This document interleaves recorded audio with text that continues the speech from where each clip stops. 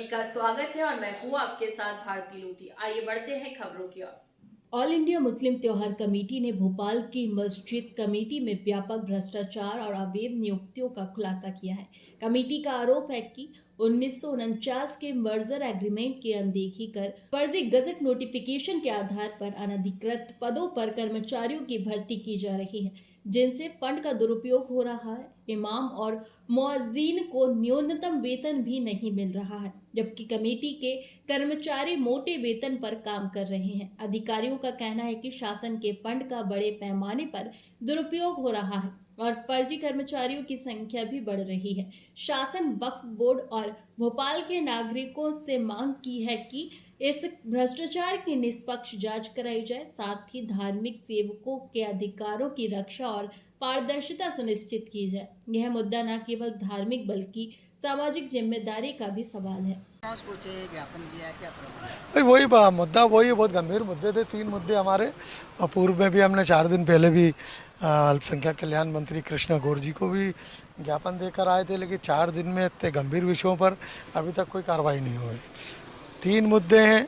एक तो gazette notification का मामला था, गंभीर मामला था, बगैर कैबिनेट के अल्पमत सरकार में जारी हो गया।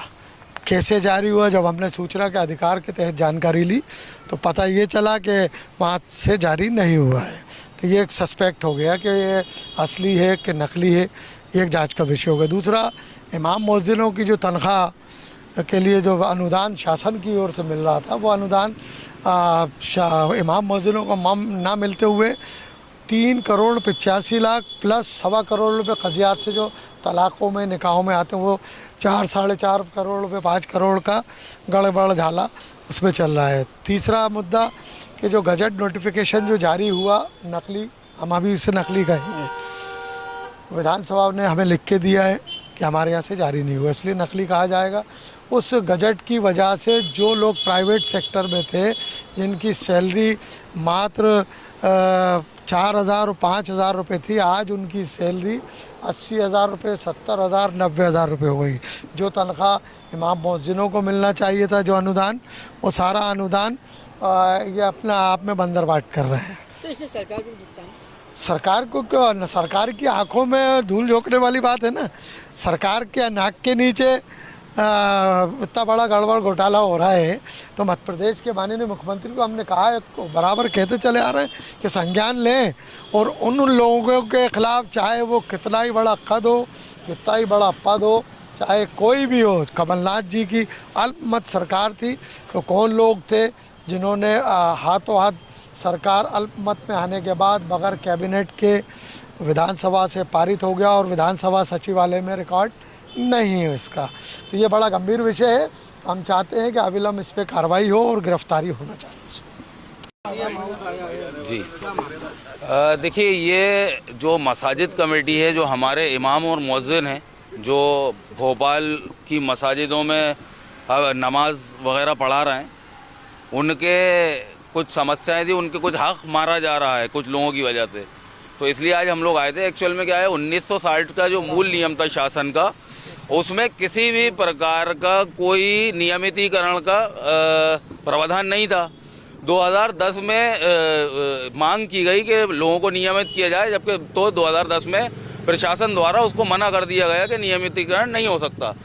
मगर जब कांग्रेस सरकार बनी तो 19 मार्च 2020 को एक गजट नोटिफिकेशन पास किया गया और उसके आधार पे कुछ लोग नियमित कर दिए गए, और उस नियमितीकरण के चलते जिन लोगों की तनख्वाहें 5,000 7,000 हुआ करती थी, उनको 5वां और 7वां वेतन आयोग मिलने लगा और आज उनकी तनख्वाहें 60,000 70,000 रुपये होने लगे। एक्चुअल में ये जो पैसा अनुदान गवर्नमेंट द्वारा 3,85,00,000 रुपये जो दिया जाता है, ये दिया जाता है जो इमाम और मुअज्जिन है, जो उनकी तनख्वाहों के लिए, परंतु उनको वो तनख्वाहें ना देकर कुछ मसाजिद कमेटी के लोग अपना पेट भरने का काम कर रहे हैं। तो इसी सिलसिले में आज हम यहाँ सीएम हाउस आए थे। इससे पहले हम माननीय अल्पसंख्यक कल्याण मंत्री जी के यहाँ भी गए थे और उनको भी हमने इस मामले से अवगत कराया था। आज हम उन इमाम मुअज्जिनों की न्याय के लिए सीएम हाउस आए थे और यहाँ ज्ञापन सौंपा है।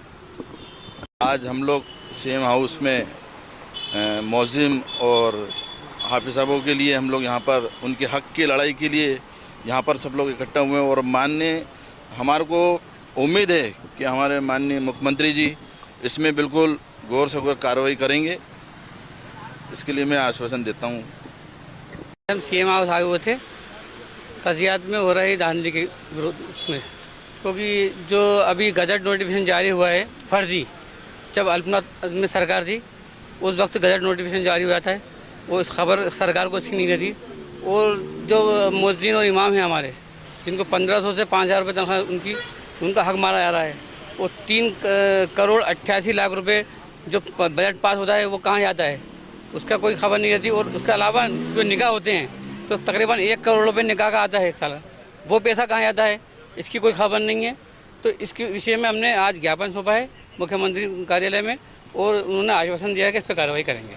ऑल इंडिया मसला कमेटी आप जिला अध्यक्ष है, आज सीएम हाउस पहुंचे, क्या है पूरा मामला? देखिए सीएम हाउस तो पहले भी कई बार आए हैं और आज फिर आए हैं। मसाइल बहुत सारे हैं और काम भी बहुत सारा है ऑल इंडिया मुस्लिम त्यौहार कमेटी का, क्योंकि अगर ऑल इंडिया मुस्लिम त्यौहार कमेटी तैयार हुई है और काम कर रही है कंधे से कंधा मिला के जनता के, तो जनता के मसाइलों की फ़िक्र लेकर, तो अभी सबसे बड़ी फ़िक्र ये है जो हम लोग यहाँ लेकर आए हैं कि बहुत सारी हमारी बहनों की तलाक़ें, ये बड़ा फ़िक्र का मामला है कि भाई साल में 1.5 साल में 2 साल में रिकॉर्ड्स आया है कि बहुत सारी तलाक़ें हुई हैं। तो ये बड़ी फ़िक्र की बात है और सोचने की बात है सभी के लिए कि भाई इनको कैसे रोका जाए।